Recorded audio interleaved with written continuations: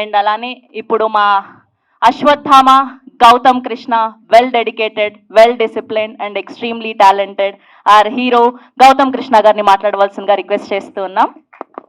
Thank you. First trailer ఎట్లా అనిపించింది? నిజంగా బాగుందా? గట్టిగా కొడుతున్నాం. సో థ్యాంక్ యూ అందరికీ, ఇక్కడికి వచ్చిన ప్రతి ఒక్కరికి, మీడియా మిత్రులకి, then chief guest and mainly Murali Nayak గారి ఫ్యామిలీ మెంబర్స్కి ఐఎమ్ వెరీ థ్యాంక్ఫుల్ మా ఈవెంట్కి వచ్చినందుకు. సో నేను నా స్పీచ్ని 3 పార్ట్స్గా నేను డివైడ్ చేసి చెప్పబోతున్నా. First is Solo Boy film గురించి. సో సోలో బాయ్ సినిమా అన్నది ప్రతి ఒక్క మిడిల్ క్లాస్ వ్యక్తి వాళ్ళ లైఫ్లో వాళ్ళు ఎక్స్పీరియన్స్ చేసే ఒక సిచ్యువేషన్స్ ఎలా ఉంటాయని చెప్పేసి దాన్ని ఒక నిజ జీవితాన్ని ఆధారంగా తీసుకొని తీసిన ఒక ఫిలిం. సో నేను ఎప్పుడైతే నా ఫస్ట్ ఫిలిం సరిగ్గా ఆడలేదు, జనాలకు రీచ్ అవ్వలేదని చెప్పేసి నన్ను నేను రీచెక్ చేసుకొని నేను ఎలాంటి క్యారెక్టర్ చేయాలి అని చెప్పేసి అనుకుంటున్నప్పుడు నేను ఒక 8 నెలలు ఏం వర్క్ చేయలేదు, బిగ్ బాస్కి వెళ్ళలేదు. అప్పటికి ఇంకా నేను ఎవరికి తెలియదు. సో ఆ బిగ్ బాస్కి వెళ్ళే ముందు ఒక 8 నెలలు, సీజన్ 7 కంటే ముందు నేను చాలా ఖాళీగా ఉన్నా.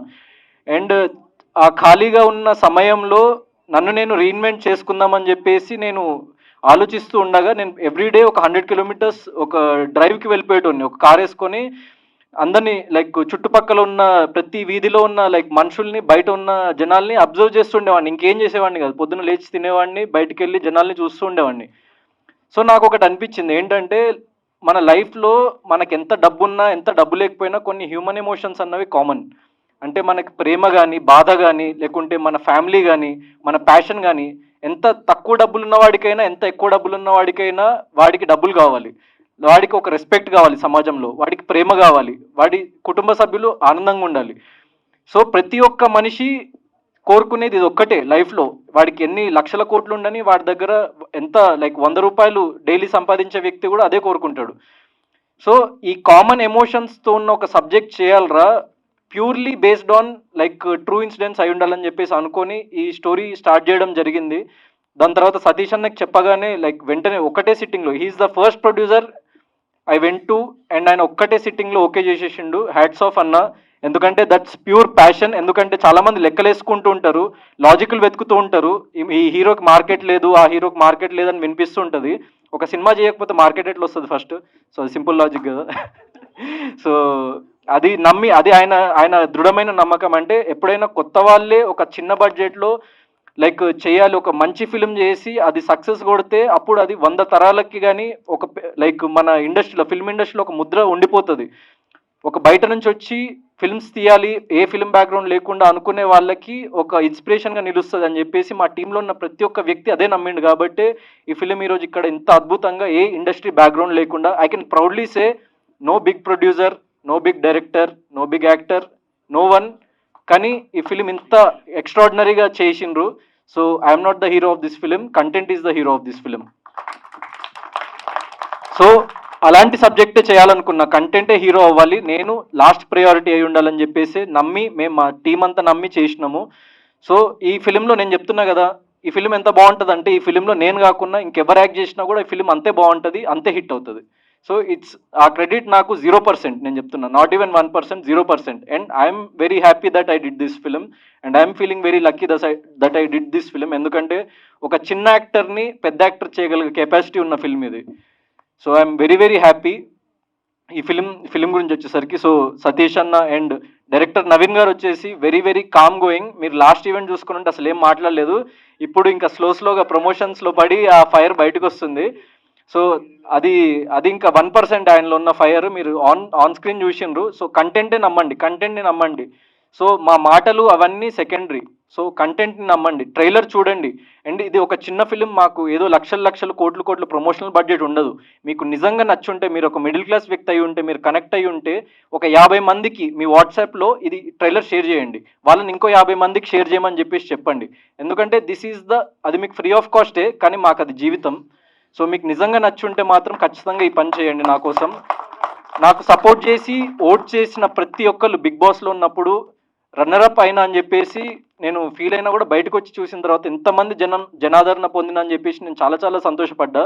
వాళ్ళందరికీ చెప్తున్నా, సో నాకు బిగ్ బాస్లో ఉన్నప్పుడు మీరు విపరీతమైన ఓటింగ్ చేసిండ్రు. లైక్ నేను బయటకు వచ్చిన తర్వాత ఆ వీడియోస్ కానీ మీమ్స్ కానీ అవన్నీ చూస్తుంటే లైక్ నేను అసలు చాలా చాలా సంతోషపడ్డా అనమాట. నాకు కప్పు రావడం రాకపోవడం బిగ్ బాస్ అన్నది చాలా జస్ట్ ఒక 1% ఆఫ్ మై లైఫ్. కానీ అక్కడ సంపాదించుకున్న ప్రజలన్నది నాకు 100%. ఎందుకంటే ఒక చిన్న యాక్టర్గా వచ్చినప్పుడు, ఒక ఇండస్ట్రీ బ్యాక్గ్రౌండ్ లేకుండా వచ్చినప్పుడు నేను మీలోనే లైక్ ఎన్నో సినిమా ట్రైలర్స్, ఎన్నో సినిమా లాంచ్ ఈవెంట్స్కి ఇక్కడ ఇదే ప్రసాద్ ల్యాబ్స్లో మీరు కూర్చున్న అదే సోఫాలో కూర్చొని నేను చూసిన. మీకు నాకు డిస్టెన్స్ ఒక 10 ఫీట్లు కూడా లేకపోయి ఉండొచ్చు, కానీ నాకు ఈ డిస్టెన్స్ కవర్ చేయడానికి 25 ఏళ్ళు పట్టింది. So please encourage new talent. And ఒక కొత్తవాడు, ఒక ఏ బ్యాక్గ్రౌండ్ లేనోడు వస్తే ఇండస్ట్రీకి వస్తే ఎన్నో లక్షల మంది భరోసా, అంటే వాడు సక్సెస్ అవుతాడా లేదా అన్నది పక్కన పెడితే, అమ్మ చూడు ఆ సో అండ్ సో పర్సన్ ఉన్నాడు, ఏ బ్యాక్గ్రౌండ్ లేకుండా వెళ్ళి ఇండస్ట్రీలో సక్సెస్ కొట్టిండు, నేను కూడా వెళ్తామ్మా ప్లీజ్ అమ్మా అని చెప్పేసి వాళ్ళ ఇంట్లో వాళ్ళని ఒప్పించడానికి, వాడి ఫ్రెండ్స్ని ఒప్పించడానికి, లేకుంటే వాడిని వాడు ఒప్పించుకొని ఒక ముందడుగు వేయడానికి చాలా దృఢంగా దోహదపడుతుంది. సో ఈ చాలా చిన్న వాళ్ళం మేమందరము, కానీ ఈ కంటెంట్ చాలా పెద్దది, అదే మమ్మల్ని పైకి తీసుకెళ్తుందని చెప్పేసి నమ్ముతున్నా.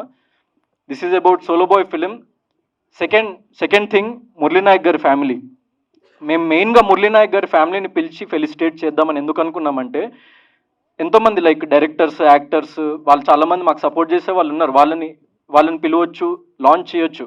కానీ సోలో బాయ్ ఫిలింలో చాలా చాలా డీప్ కోర్, ఒక చాలా దృఢమైన ఒక మెసేజ్ ఉంటుంది. అంటే లైఫ్లో ఒక మనిషి ఎన్నిసార్లు పడ్డా లేచి నిలబడ్డమే ఈ ఫిలింలో ఒక లైక్ చాలా మంచి మెసేజ్ ఉంటుంది. ఆ సిచ్యువేషన్స్ చాలా డ్రమాటిక్గా ఉండి మీకు చాలా లైక్ ఫన్ కానీ లవ్ కానీ ఎవ్రీథింగ్ ఒక మెయిన్ స్ట్రీమ్ ఫిల్మ్లో ఉండేవి అన్నీ ఉంటూనే అండర్లయింగ్ సబ్టెక్స్ట్ చాలా స్ట్రాంగ్ ఉంటుంది. సో మేము ఈ క్యారెక్టర్ జర్నీ చూసినప్పుడు లైక్ ఒక మురళీనాయక్ అనే వ్యక్తి, 25 ఏళ్ళ వ్యక్తి, అంటే నాకంటే కూడా వయసులో 3 ఏళ్ళు చిన్న వ్యక్తి. సో అంత కరేజ్ ఎక్కడి నుంచి వస్తుంది, అంత బలం ఎక్కడి నుంచి వస్తుంది, అంత చిన్న, అంటే ఇప్పుడు మనం చూస్తుంటాం 25 ఏళ్ళ వ్యక్తులు ఏం చేస్తుంటారు, పబ్లోకి వెళ్తుంటారు, మందు తాగుతుంటారు, సిగరెట్లు కొడుతుంటారు, అమ్మాయిలతో తిరుగుతుంటారు. కానీ అలాంటి వయసులో ఒక వ్యక్తి అంత దూరం వెళ్ళి మన దేశం కోసం అంత పాటుపడ్డాడు.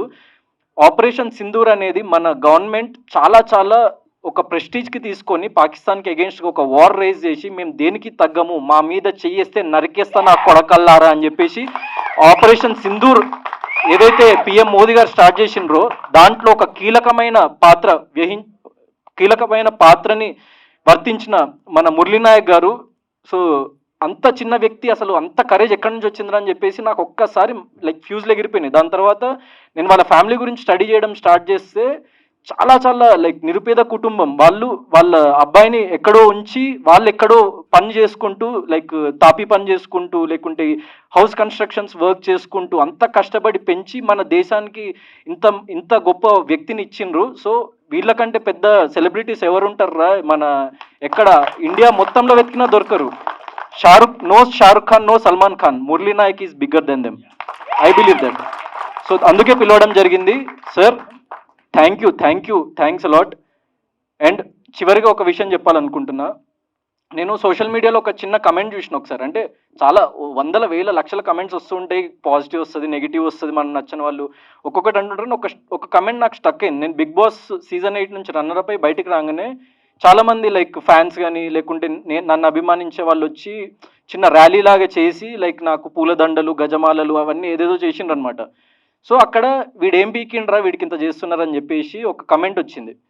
సో నేను ఆలోచించిన, అవును కదరా నేను ఏం బీకిన లైఫ్లో, నాకెందుకు ఇదంతా అని చెప్పేసి ఎప్పుడైతే మురళీనాయక్ గారి లైక్ చావు వార్త విన్నానో అక్కడ నేను ఇన్ని సంవత్సరాలు బ్రతికిన ఏదైతే లైఫ్ ఉందో ఒక్కసారిగా నాకు మనం బ్రతుకుతుంది కరెక్టేనా, లేకుంటే మనము నార్మల్ కామన్ పీపుల్ నుంచి ఇంత దూరం వచ్చినాం, మనల్ని ఇంత దూరం తీసుకొచ్చిన వాళ్ళు ఎవరు అని చెప్పేసి ఒక్కసారిగా ఆలోచించిన.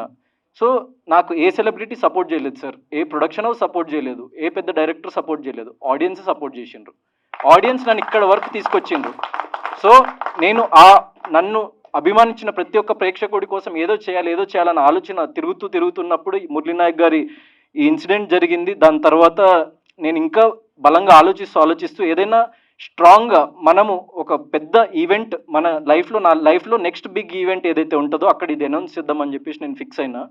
అదేంటంటే సమవర్తి అనే ట్రస్ట్, అది ఒక నాన్ ప్రాఫిట్ షో ద్వారా నేను నేను సంపాదించిన ప్రతి ఒక్క రూపాయి నుంచి 50 పైసలు దానికి డొనేట్ చేద్దాం అనుకుంటున్నా, మీ కామన్ పీపుల్ కోసం.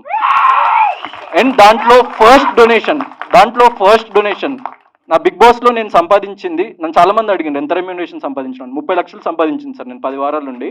15 లక్షలు సమవర్తి ట్రస్ట్కి నేను ఉన్న పలంగా నేను దానికి డొనేట్ చేస్తున్నా. అండ్ దాంట్లో ఫస్ట్ డొనేషన్ మురళీనాయక్ గారి ఫ్యామిలీకి 1 lakh రూపీస్ సభాముఖంగా ఇస్తున్నా. Please come sir. అండ్ ఈ సమవర్తి అనే ట్రస్ట్ ఏంటి అంటే, నేను నా సోషల్ మీడియాలో ప్రతి మంత్ 1st తారీఖు రోజు ఆ ట్రస్ట్ ద్వారా నేను ఎంత డొనేట్ చేసిన అన్నది నా సోషల్ మీడియా హ్యాండిల్లో ఉంటుంది. నా సోషల్ మీడియా హ్యాండిల్లో ఉన్న ఈమెయిల్ ఐడిని మీరు డైరెక్ట్గా క్లిక్ చేస్తే అక్కడ వస్తుంది. అక్కడ మీరు సమవర్తి అని సబ్జెక్ట్ టైప్ చేసి మీకున్న ప్రాబ్లం ఏంటో చెప్పండి. నేను ఈ ప్రపంచంలో ఉన్న అందరి వ్యక్తుల ప్రాబ్లమ్స్ తీర్చగలిగే అంత గొప్పవాడిని కాదు, అంత ఆస్తిపాస్తులు నా దగ్గర లేవు. కానీ నా శాయశక్తుల నేను సంపాదించిన ప్రతి రూపాయి, అది రూపాయి అయితే 50 పైసలు డొనేట్ చేస్తా, అది 1 కోటి రూపాయలు అయితే 50 లక్షలు డొనేట్ చేస్తా, అది 100 కోట్లు అయితే 50 కోట్లు డొనేట్ చేస్తా, అది 1,00,000 కోట్లు అయితే 50,000 కోట్లు డొనేట్ చేస్తా. నేను బ్రతుకున్నంత కాలం, నేను చచ్చే వరకు 1,00,000 మందికి ఈ ట్రస్ట్ ద్వారా సహాయం అందాలి అన్నదే నా కోరిక. నిజంగా నా మాట నిలబెట్టుకోకపోతే మీడియా ముందు చెప్తున్నా, సోషల్ మీడియాలో కానీ మీడియాలో కానీ నన్ను ఏకిపారేయండి. నేను నా సినిమాలు కూడా చూడకండి తర్వాత కావాలంటే. నేను నా మాట మీద నిలబడి చూపిస్తా. Thank you.